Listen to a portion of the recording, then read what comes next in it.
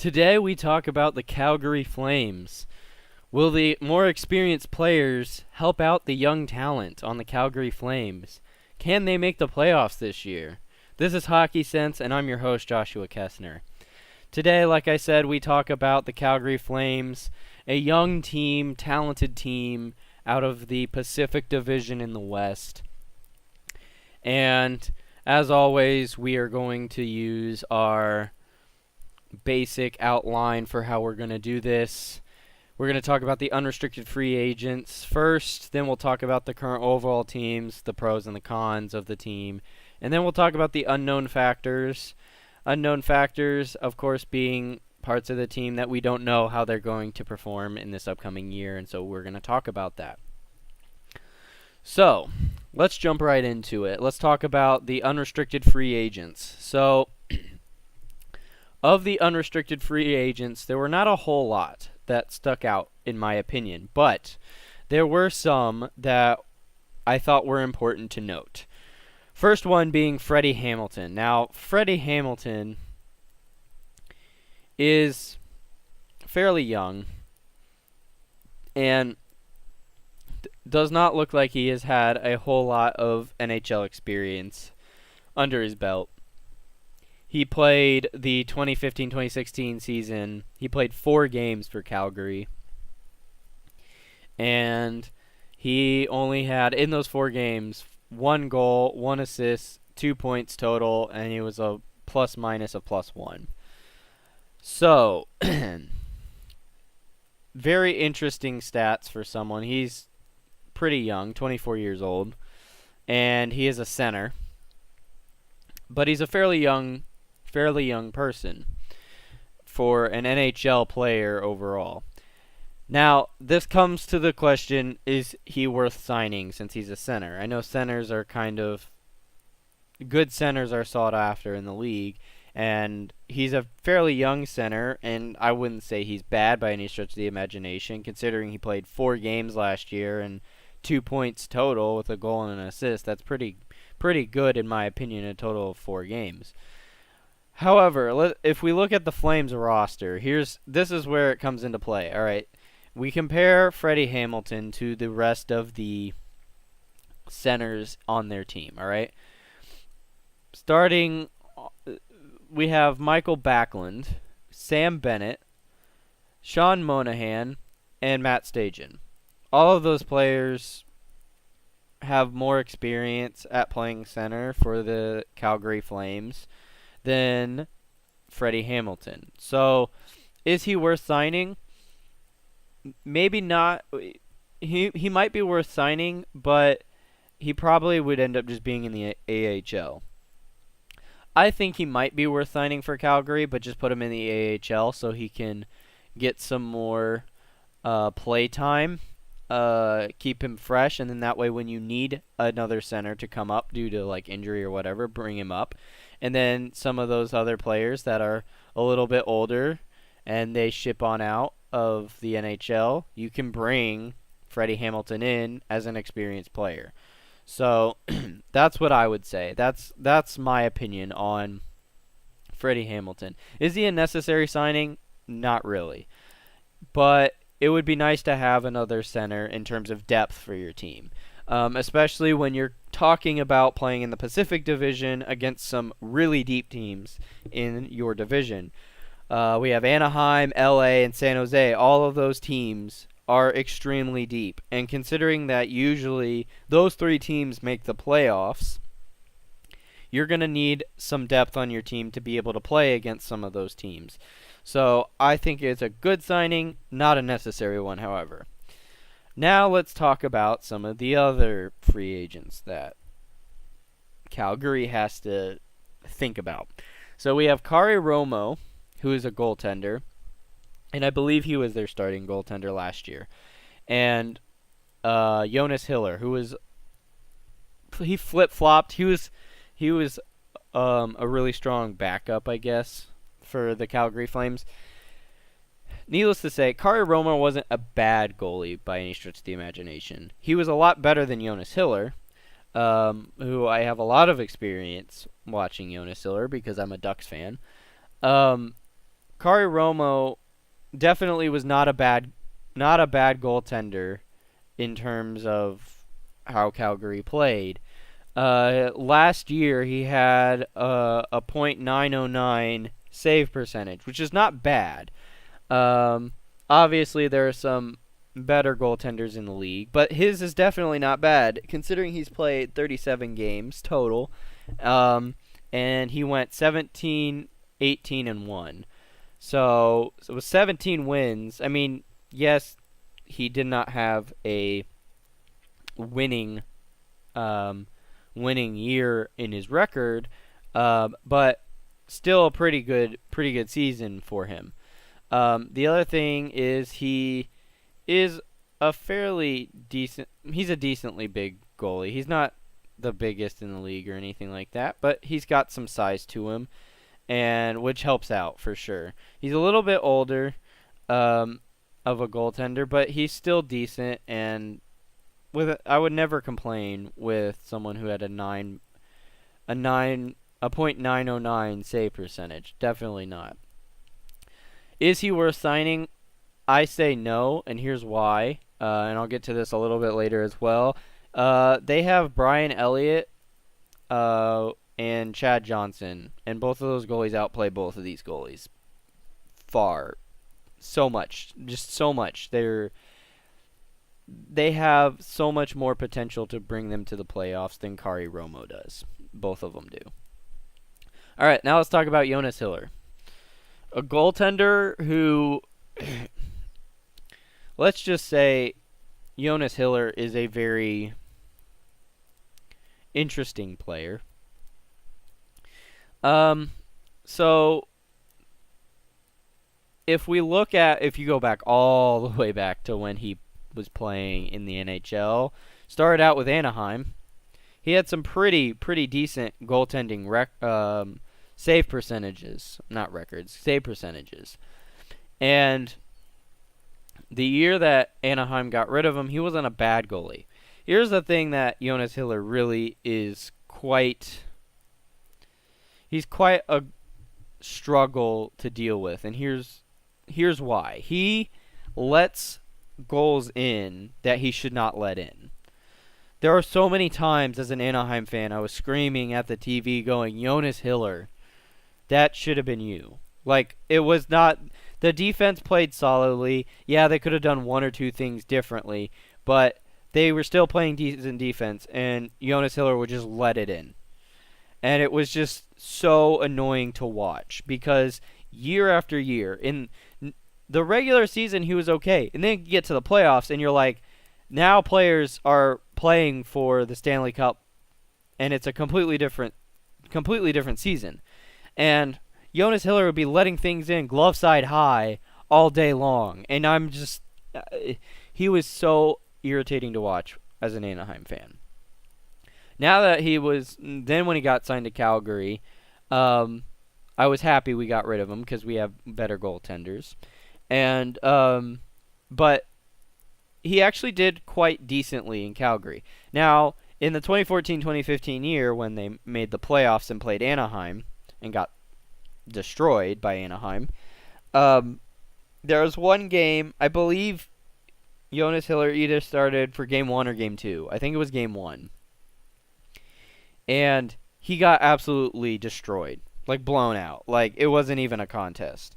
Because many of the Anaheim players had played with him before, but they were shooting glove side high, they were shooting stick side high, they were shooting 5-hole. I mean, it was ridiculous. So, in my opinion, we've seen his playoff performance. I've seen his playoff performance as an Anaheim Duck fan, and I've seen his playoff performance in Calgary. It's not worth having him around. He is not worth having on your team. Calgary does not need Jonas Hiller. And they especially don't need him now that they have Brian Elliott and Chad Johnson. Now, if you don't know who Chad Johnson is, it's okay. He's a really decent goaltender. They picked him up from Buffalo, and he's got some really good stats to him. And he is quite an interesting goaltender to say the least. Last year when he played for Buffalo, he had a .92 save percentage, and he played 45 games. And his win-loss record was 22-16-4. So that is a very good year for a goaltender who played for Buffalo, and he played 45 games for them. So that's not that bad, honestly, as a goaltender.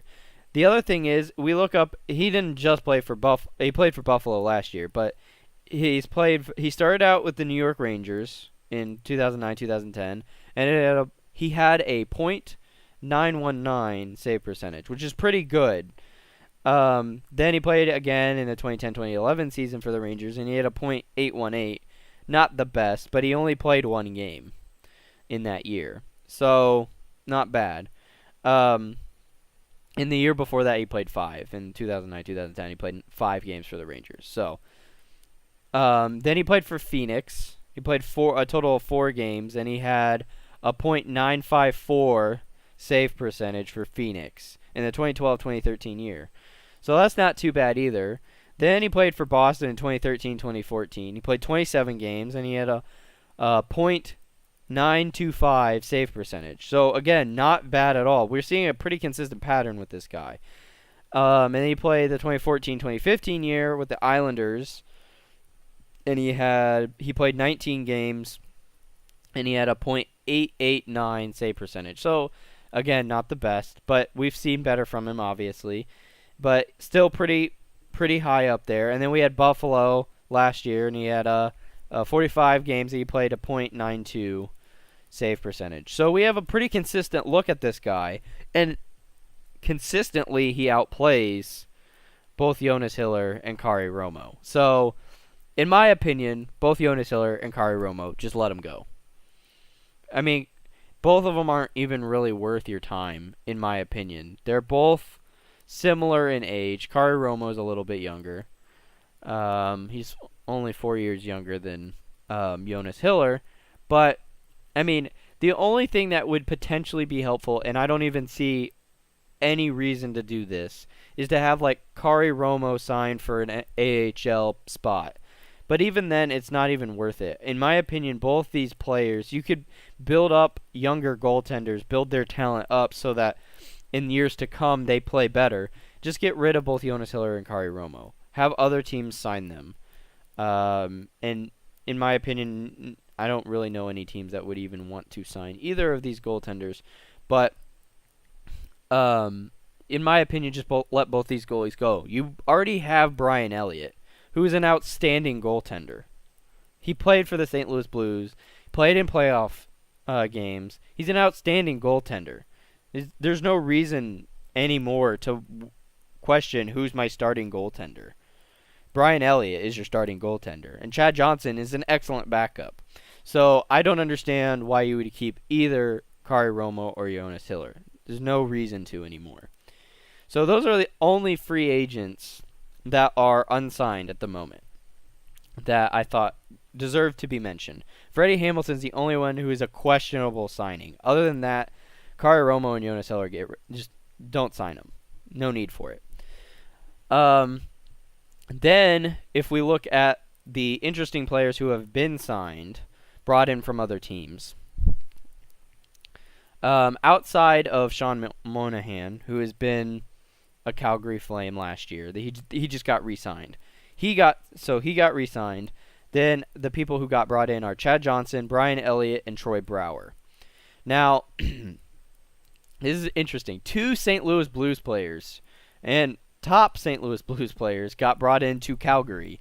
So Brian Elliott, one of the top goalies for St. Louis, and Troy Brouwer, who is definitely one of the leaders for St. Louis, got brought into Calgary. So now they have experience. For sure have experience to play against teams like LA, Anaheim, San Jose, who have experience in the playoffs, who have their experienced players with them. Now you have Troy Brouwer, who should help you out tremendously. These are excellent pickups, and all of these players basically they basically fit. They help Calgary. Without these players, I'm not really sure I see them making the playoffs this year, but I think these players can help them make the playoffs, potentially. I'm not going to say they will, but I will say that potentially they can help them make the playoffs.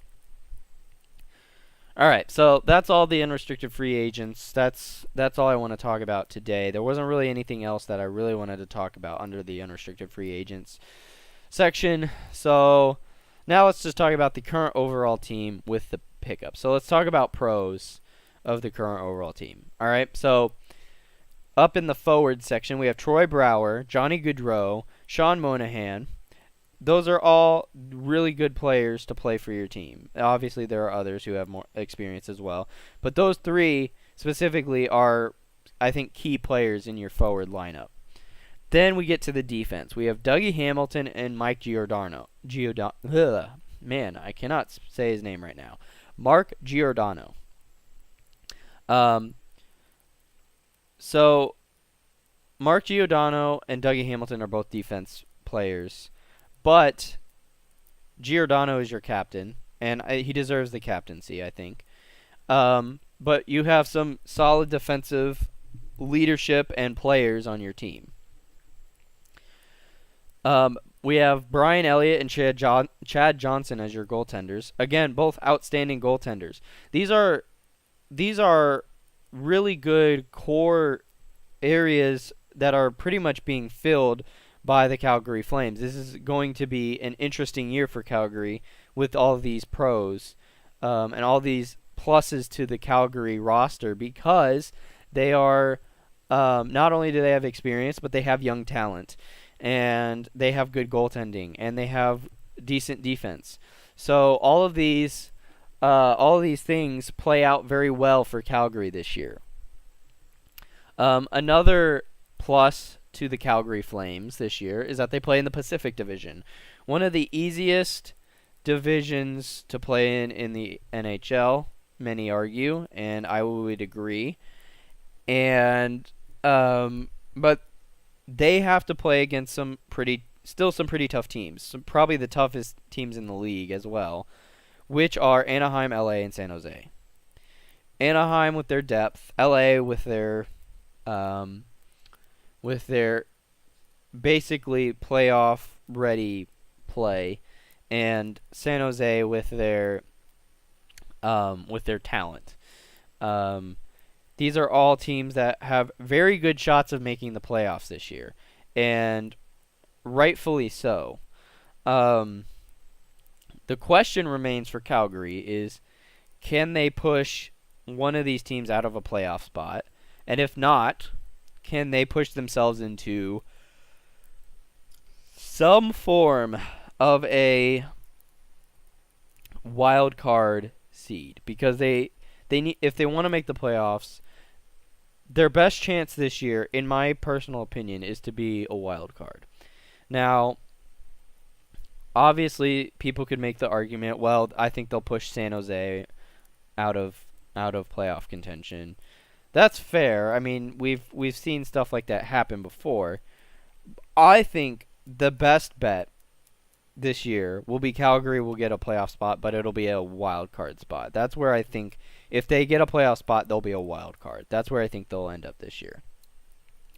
And part of it is because of this slow building that we're seeing from the Calgary Flames and their organization, and good pickups by Calgary too. These are things that they needed for sure. All right, now let's talk about the cons, or the struggles that Calgary is going to have.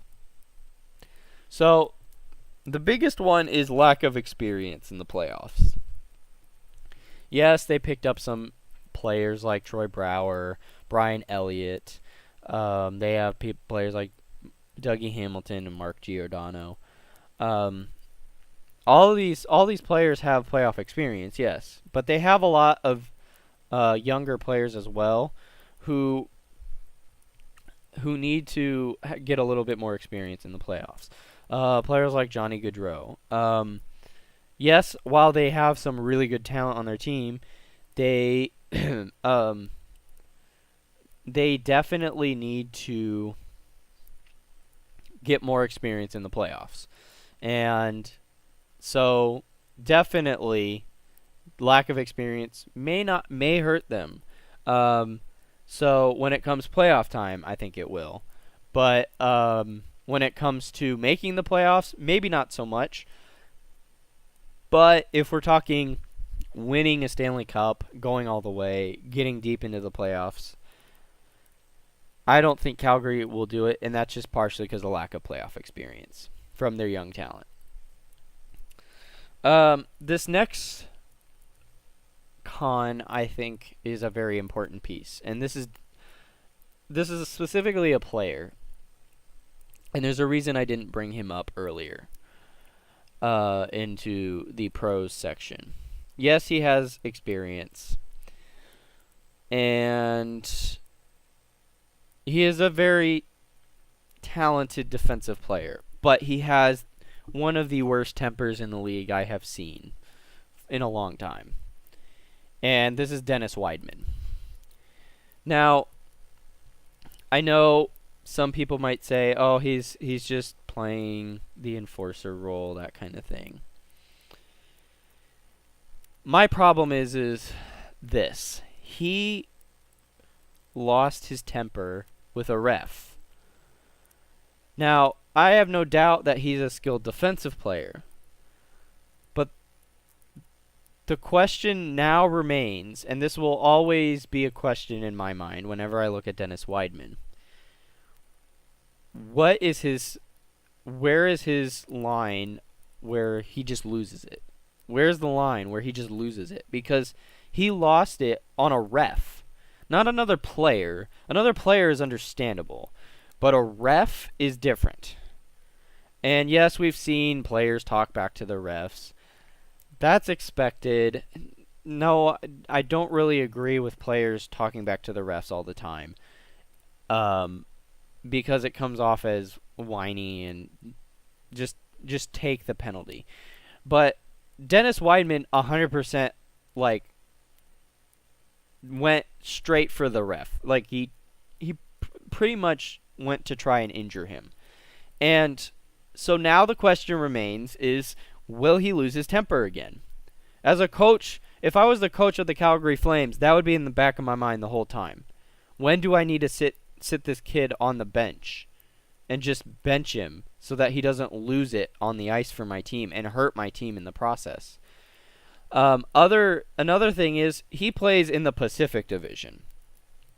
Now, I don't know what a lot of people think of the Pacific Division, but I will say this: the Pacific Division definitely has some very annoying players to play against. Players like Corey Perry on the Anaheim Ducks. We have other players on the LA Kings. Again, we have other players on the San Jose Sharks. They play a mean and tough and get in your head kind of game.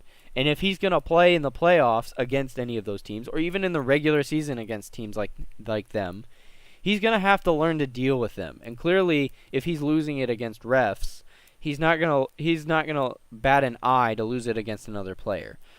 So the Dennis Wideman, I think, is a con because now we have no clue when he's going to lose his temper.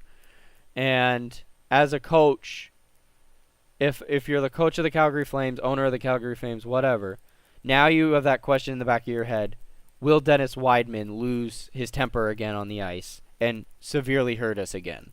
So that's why I think he is a con. Yes, he has skill. Yes, he has talent. Yes, he knows how to play defense. But whenever I have to question another player's control over their emotions, then I start questioning. That becomes more of a hindrance than it does become any sort of a help. Because, I mean, if you look at players look at PK Subban, all right? PK Subban is a phenomenal defenseman. No doubt he's a top defenseman in the league. But if we look at the 2013-2014 season, we look at He just beat the Boston Bruins and was going to the Eastern Conference Finals against the New York Rangers. When they won, PK Subban was all giddy and was so happy like he had just won the Stanley Cup. Now, yes, many would say, oh, that's awesome. He's happy that they won. Yeah, congrats. You can be happy you won. But we saw those emotions quickly fade the moment they played the New York Rangers because the New York Rangers straight up outplayed their defense. And that hurt them in the playoffs. It hurt how their outlook was when, it's, one of those things they were looking at the Stanley Cup in their minds, and it's slowly fading, just slowly fading. And you could see how his emotions, because PK Subban runs on his emotions. I'm assuming Dennis Wideman does too now, at this point in time. I haven't seen a whole lot of how he plays, but based on what I've seen him play, and the games I've seen him play, and how he reacted to the ref, and how he's reacted to other players, it seems like he's a player who runs on his emotions. This can be a major hindrance in the playoffs, because we watched Chicago this year. I didn't expect Chicago to win the Cup again this past year. I know a lot of people did. I was not one of those people. But we watched Chicago lose to the St. Louis Blues. Why? Because they lost their temper. We had players who were losing their temper left and right, and it hurt them in the end. It did not help them. It hurt them. Dennis Wideman is one of those players who can severely hurt the Calgary Flames in the playoffs. And so that is why he is a con, in my opinion. Yes, he is a good defensive player, and if he keeps his cool, he will be an outstanding defensive player for the Calgary Flames and help so much in the playoffs. But if he doesn't keep his cool, he is going to lose so much for the Calgary Flames. That being said, let's talk about some of the unknown factors. So, I already brought some of these up, and I'll mention them again. Lack of experience will it hurt their playoff chances? This does not necessarily mean will they make the playoffs. Yeah, now it could. They may not make the playoffs this year, which is 100% possible. But I guess this question means this. Not only will it hurt their playoff chances of making the playoffs, but will it hurt their chances of how far they will go in the playoffs? Because their playoff chances they're going to be against top teams in the West. All right? They're going to be playing against teams like Anaheim, LA, San Jose. And we go to the Central. They're going to be playing against teams like Chicago, Dallas, St. Louis, Nashville. All those teams are just as strong as Anaheim, LA, and San Jose, and some of them are even a little bit stronger. So I don't know what lack of playoff experience will help them in any of these situations. They're going to be playing against teams who have a lot more playoff experience than they do, and a lot more chemistry in the playoffs than they do, in my personal opinion. Yes, they have a good goalie in Brian Elliott, and again, going into goalies, new goalies, we don't know how they're going to play for them. Brian Elliott might have done phenomenal for St. Louis, and then we find out he's not as good as he was because St. Louis's defense was top-notch. So we don't know how the new goalies will come in. They're good pickups for sure, and I think they were worth the pickups. But we don't know how the new goalies are going to react and play for the Calgary Flames as well. So I think they're going to turn out pretty good and pretty decently, but at the same time, they're still new. We don't know how they're going to play in the system. So that is another thing that I think is an unknown factor, is new goalies. Lastly, I want to bring up is team chemistry. Reason I want to talk about team chemistry, for whatever reason, I'm sorry guys, I can't speak. Anyways, team chemistry. Here's why team chemistry is important. We have some players who have playoff experience, and we have others who do not on the Calgary Flames. Yes, this can help to bring other players who don't have playoff experience to gain experience. But we have players who came from bigger, slower teams. Troy Brower, one of them. And Brian Elliott, again, another one. They played for the St. Louis Blues, a big, slow, heavy-hitting team. All right, they are now on the Calgary Flames. We're talking a team that is quick, fast, and skilled. All right. How are they going to fit into this new team setup? Is this going to help or hurt the team chemistry? We don't know. I mean, they could fit in quite perfectly, or they could it could hurt them as much as possible. I mean, we watched Carl Hagelin play for the Anaheim Ducks, and we're like, this is going to be an awesome team setup for him. And then we come to find out that he wasn't really fitting in all that great because he was so fast that his speed didn't really match any of the players on Anaheim, and Anaheim was so big and slow that it didn't match his play style. And then he got put on Pittsburgh, and it matched his play style 100%.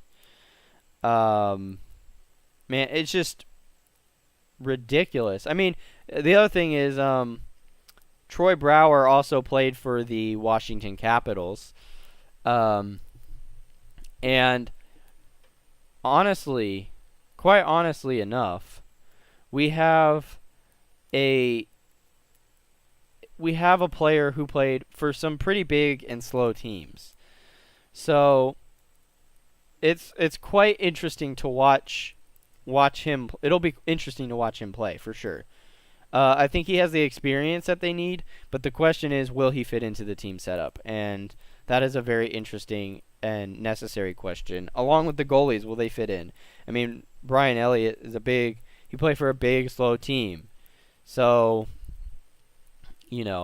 how is that going to affect him when he sees plays, has defense in front of him, that kind of thing? So, that is my last statement for the unknown factors. I hope you guys enjoyed listening to me talk about the Calgary Flames.